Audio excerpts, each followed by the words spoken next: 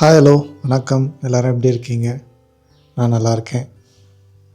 இந்த வாரம் நம்ம இன்னொரு இன்ட்ரெஸ்டிங்கான டாபிக் பற்றி தான் பார்க்க போகிறோம். 2026 இருக்கிற செல்ஃப் இம்ப்ரூவ்மெண்ட் ட்ரெண்ட்ஸ். நம்மளை நாமளே முன்னேற்றிக்கணும் அப்படின்னா இந்த வருஷம் என்னென்னலாம் பண்ணலாம், இந்த வருஷம் என்னென்னலாம் ட்ரெண்டில் இருக்க போகுது அப்படின்றத பற்றி தான் பார்க்க போகிறோம். 5 செல்ஃப் இம்ப்ரூவ்மெண்ட் ட்ரெண்ட்ஸ் நம்ம இந்த வீடியோவில் கவர் பண்ண போகிறோம். வணக்கம், நான் தீபக் நமச்சிவாயம். வாழ்க்கையில் நீங்கள் அடுத்த கட்டத்துக்கு முன்னேறணும் அப்படின்னா என்னுடைய சேனல் ஏதோ ஒரு வகையில் உங்களுக்கு ஒரு சிறு உதவியாக இருக்கும். செல்ஃப் இம்ப்ரூவ்மெண்ட் பற்றின வீடியோக்கள் நீங்கள் பார்க்கணும் அப்படின்னா என்னுடைய சேனலுக்கு சப்ஸ்கிரைப் பண்ணிக்கோங்க. ரெசல்யூஷன்ஸ் எல்லாம் எடுத்திருப்பீங்க 2026க்கு. ஜனவரி மாதம் எத்தனை பேர் உங்களுடைய ரெசல்யூஷன்ஸை சக்ஸஸ்ஃபுல்லாக கம்ப்ளீட் பண்ணீங்கன்னு எனக்கு தெரியல. கம்ப்ளீட் பண்ணியிருந்தீங்க அப்படின்னா என்னுடைய வாழ்த்துக்கள். அது அப்படியே பிப்ரவரி, மார்ச், ஏப்ரல்னு இந்த வருஷம் பூரா கொண்டு போங்க. அது அடுத்த வருஷத்துக்கும் ஒரு ஹேபிட்டாக ஃபார்ம் ஆகி உங்கள் லைஃப்பில் டெவலப்மெண்ட்டை அது உண்டாக்கட்டும். சப்போஸ் உங்களால் ஜனவரியில் ரெசல்யூஷன் ஸ்டார்ட் பண்ண முடியல, இல்லை பண்ணி நடுவில் விட்டுட்டிங்க அப்படின்னா ஃபெப்ரவரியே இருக்குது. ஃபெப்ரவரி மாதம் நீங்கள் ஸ்டார்ட் பண்ணலாம். நான் சொல்ல போகிற இந்த 5 இம்பார்ட்டண்ட் ஸ்மால் ஹேபிட்ஸை ஸ்டார்ட் பண்ணுங்கள். உங்களுடைய லைஃப் கண்டிப்பாக ஒரு மாற்றம் ஏற்படும். முதலாவது ஹேபிட் என்னன்னு பார்த்தீங்கன்னா மைண்ட்ஃபுல் டெக் யூஸ். விழிப்புணர்வுடன் கூடிய தொழில்நுட்ப பயன்பாடு. நம்ம எல்லாருமே ஃபோன் யூஸ் பண்ணுறோம், லேப்டாப் யூஸ் பண்ணுறோம், டேப் யூஸ் பண்ணுறோம், டிவியில் இப்போது நிறைய ஓடிடி கண்டென்ட்லாம் பார்க்குறோம். ரொம்ப மைண்ட்ஃபுல்லாக விழிப்புணர்வோடு நம்ம என்ன பார்க்கணும், என்ன பார்க்கக்கூடாது, என்ன பண்ணணும், என்ன பண்ணக்கூடாது அப்படின்றது எடுக்கிற முடிவு தான் இந்த மைண்ட்ஃபுல் டெக்னாலஜிக்கல் யூஸ் அப்படின்றது. உங்கள் ஃபோனில் தேவையில்லாத ஆப்ஸ் எல்லாம் இருந்ததுன்னா டெலீட் பண்ணிவிடுங்க. நீங்கள் யூஸ் பண்ணாத ஆப்ஸ் இருந்ததுன்னா டெலீட் பண்ணிவிடுங்க. நோட்டிஃபிகேஷன்ஸை கம்ப்ளீட்டாக மியூட் பண்ணிவிடுங்க. ஒவ்வொரு வாட்டி நோட்டிஃபிகேஷன் வரும்பொழுதும் நீங்கள் உங்கள் ஃபோனை எடுத்து பார்த்து அதுக்கப்புறம் அங்கேருந்து இன்னொரு ஆப் தொட்டு அந்த ஆப்பில் நீங்கள் ஸ்க்ரால் பண்ணி அப்படியே ஒரு 1/2 hour 1 hour வேஸ்ட் ஆகிடும். ஸோ நோட்டிஃபிகேஷன்ஸை கம்ப்ளீட்டாக மியூட் பண்ணி வச்சுக்கோங்க. இந்த மாதிரி சோஷியல் மீடியா ஆப்பில் மூலயமா உங்களுக்கு நிறைய டைம் வேஸ்ட் ஆகுதுன்னா அதுக்கெல்லாம் டைமர் செட் பண்ணுங்கள். ஸோ இந்த மாதிரி சின்ன சின்ன ஸ்டெப்ஸ் எடுக்கிறது தான் மைண்ட்ஃபுல் டெக்னாலஜிக்கல் யூஸ் அப்படின்றாங்க. நீங்கள் அதை இந்த ஃபெப்ரவரி மந்த்லேருந்து ஸ்டார்ட் பண்ணுறதா இருந்தாலும் நல்லது தான்.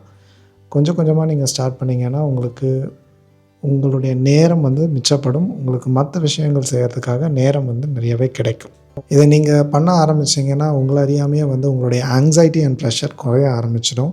தியானம் பண்ணுற மாதிரி இருக்கும், ஒரு மெடிடேட்டிவ் லெவலில் இருக்கும். இந்த விழிப்புணர்வோடு தொழில்நுட்பத்தை நீங்கள் பயன்படுத்த ஆரம்பிச்சிங்க அப்படின்னா. ஸோ இதுதான் முதல் ட்ரெண்ட் அண்ட் முதல் ஹேக், முதல் ஹேபிட்.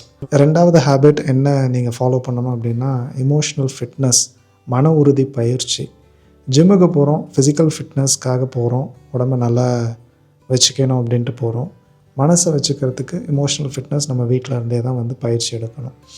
அதுக்கு மிக முக்கியமானது மெடிடேஷன் பண்ணணும். மெடிடேஷனுக்கு அடுத்து நீங்கள் என்ன பண்ணலாம் அப்படின்னு பார்த்தீங்கன்னா ஜேர்னலிங் பண்ணலாம்.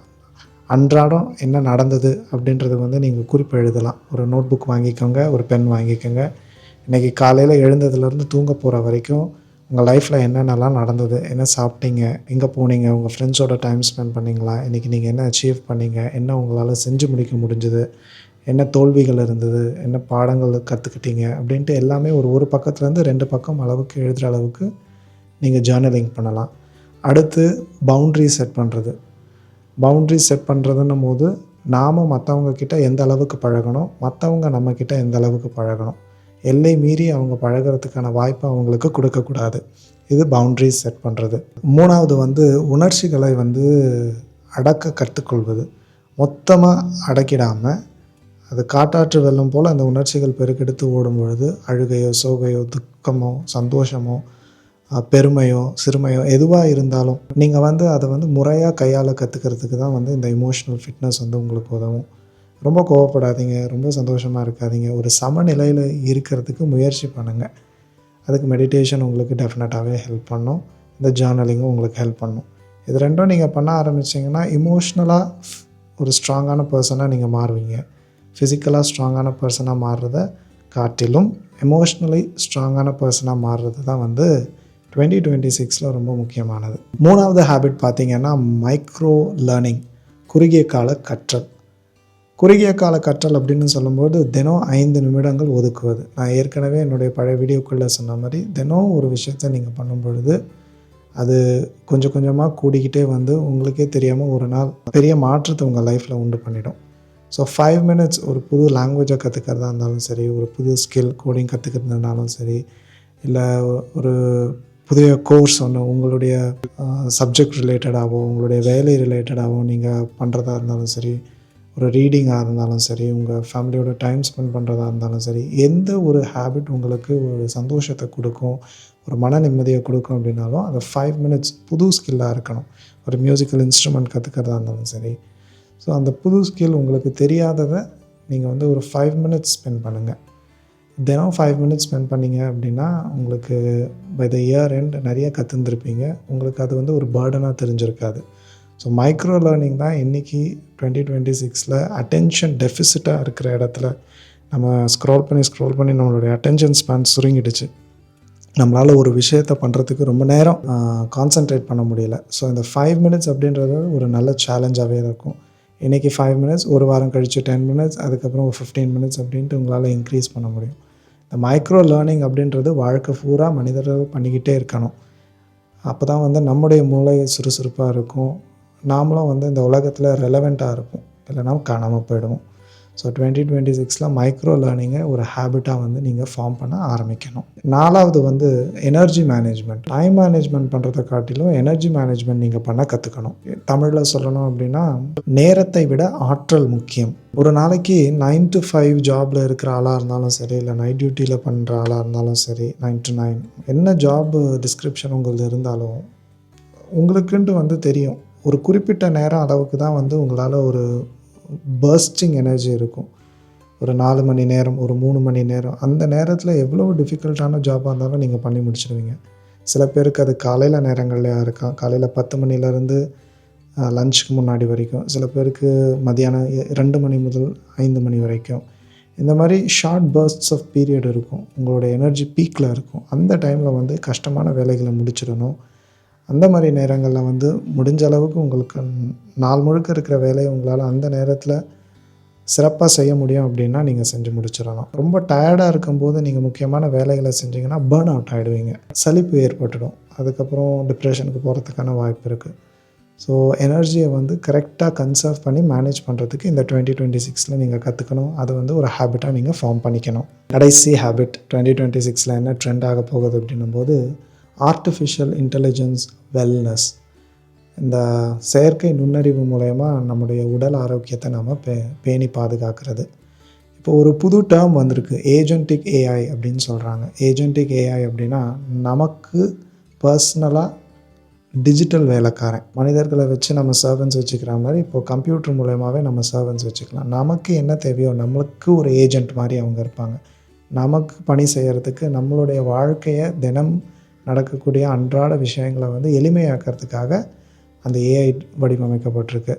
இப்போ சப்போஸ் நீங்கள் ஒரு டின்னர் ரிசர்வேஷன் பண்ணணும் அப்படின்னா அதுக்கிட்ட சொல்லலாம், எனக்கு ஒரு டின்னர் ரிசர்வ் பண்ணு அப்படின்ட்டு. ஒரு பெரிய ஸ்டார் ஹோட்டலில் போய் சாப்பிடணும் அப்படின்ட்டு நீங்கள் முடிவு பண்ணுறீங்கன்னா அதுக்கிட்ட நீங்கள் சொல்லலாம். உங்களுக்கு ஹேர் கட் பண்ணணும், அதுக்கு ஒரு அப்பாயின்மெண்ட் வேணும், இல்லை ஒரு பியூட்டி பார்லர் ஃபேஷியல் பண்ணணும், அதுக்கு ஒரு அப்பாயின்மெண்ட் வேணும்னா நீங்கள் ஃபோன் பண்ணி அப்பாயின்மெண்ட் போடுறத விட இதுக்கிட்ட சொன்னீங்கன்னா இதுவே வந்து உங்களுக்கு ஒரு அப்பாயின்மெண்ட் ஏற்படுத்தி கொடுத்துரும். அது போக உங்களுடைய ஃபிட்னஸ், உங்களுடைய ஹெல்த்தை நீங்கள் மேனேஜ் பண்ணணும் அப்படின்னா போங்க, உங்களுடைய வெயிட் என்ன, உங்களோட பிஎம்ஐ என்ன அப்படின்றத போடுங்க. உங்களுடைய ஒர்க் என்ன மாதிரி ஒர்க் இருக்குது, லைஃப் ஸ்டைல் என்ன மாதிரி லைஃப் ஸ்டைல். உதாரணத்துக்கு சொல்லணும் அப்படின்னா நீங்கள் ஒரு 9 to 5 ஐடி ஒர்க்கராக இருக்கீங்க அப்படின்னா நாள் முழுக்க உங்களுக்கு வேலைகள் பளு வந்து உட்கார்ந்தே வேலை செய்கிற மாதிரி இருக்கும். பல மீட்டிங்ஸ் அட்டன் பண்ணுற மாதிரி இருக்கும். ஸோ வெயிட் போடுறதுக்கான வாய்ப்பு நிறையா இருக்கும். ஸோ நீங்கள் இதெல்லாம் சொன்னீங்கன்னா சாட் ஜிபிடியோ இல்லை வேறு எந்த ஏஐ சாட்பாட் கிட்ட நீங்கள் பேசுகிறீங்கனாலும் உங்களுக்கு ஏற்றாப்பில் நீங்கள் வெஜிடேரியன்னா வெஜிடேரியன் ஃபுட், நான் வெஜிடேரியன்னா நான் வெஜிடேரியன் டயட் எப்படி எடுத்துக்கணும், எந்த சீசனில் என்ன மாதிரி எடுத்துக்கணும், எவ்வளோ நீங்கள் எக்ஸசைஸ் பண்ணணும், என்னென்ன மாதிரி எக்ஸசைஸ் பண்ணணும் அப்படின்ட்டு எல்லாமே வந்து உங்களுக்கு அத்துப்படி அது சொல்லிடும். உங்களுக்கு ஒரு கைடு மாதிரி, ஒரு சார்ட் மாதிரி போட்டு கொடுத்துரும். அதை நீங்கள் ஃபாலோ பண்ணால் மட்டும் போதும். ஸோ அந்த ஏஐயை வந்து நீங்கள் முழுமையாக உங்களுடைய நலனுக்காக யூஸ் பண்ணிக்கிறதுல தான் வந்து உங்களுடைய ஆற்றல் இருக்குது. அதை நீங்கள் எப்படி அடுத்த கட்டத்துக்கு கொண்டு போக போகிறீங்க, அது எப்படி உங்களுடைய சுய முன்னேற்றத்துக்கு அது உதவும் அப்படின்றத வந்து இந்த ஏஐ வந்து உங்களுக்கு நிறையவே ஹெல்ப் பண்ணும். ஸோ இதுதான் வந்து இந்த 5வது ஹேபிட். ஸோ இந்த 5 ஹேபிட் என்னென்ன அப்படின்றது ஒரு சின்ன ரீகேப் நான் உங்களுக்கு சொல்லணும்னா, கடைசி வந்து ஏஐ ஃபார் வெல்னஸ், 4வது energy management over time management, 3வதாக இருந்தது வந்து மைக்ரோ லேர்னிங், 2வதாக இருந்தது எமோஷ்னல் வெல்பீயிங் மன உறுதி ஆற்றல், முதலாவதாக இருந்தது வந்து மைண்ட்ஃபுல் டெக்னாலஜிக்கல் யூஸ், தொழில்நுட்பத்தை விழிப்புணர்வோடு பயன்படுத்துதல். ஸோ இந்த 5 ஹேபிட்ஸை வந்து நீங்கள் ஃபார்ம் பண்ணுறதுக்கு முயற்சி பண்ணி மெதுவாக ஸ்டெப்ஸ் எடுங்க. இந்த 5ம் வந்து உங்களால் கண்டிப்பாக எடுக்க முடிஞ்ச ஸ்டெப்ஸ் தான்.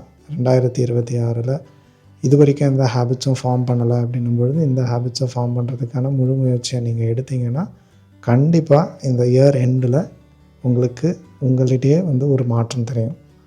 நீங்கள் வந்து பெட்டரான பர்சனாக மாறியிருப்பீங்க. அடுத்த வாரம் இன்னொரு வீடியோவில் சந்திக்கிறேன். அது வரைக்கும் let us learn together, let us guide each other and let us grow together. By.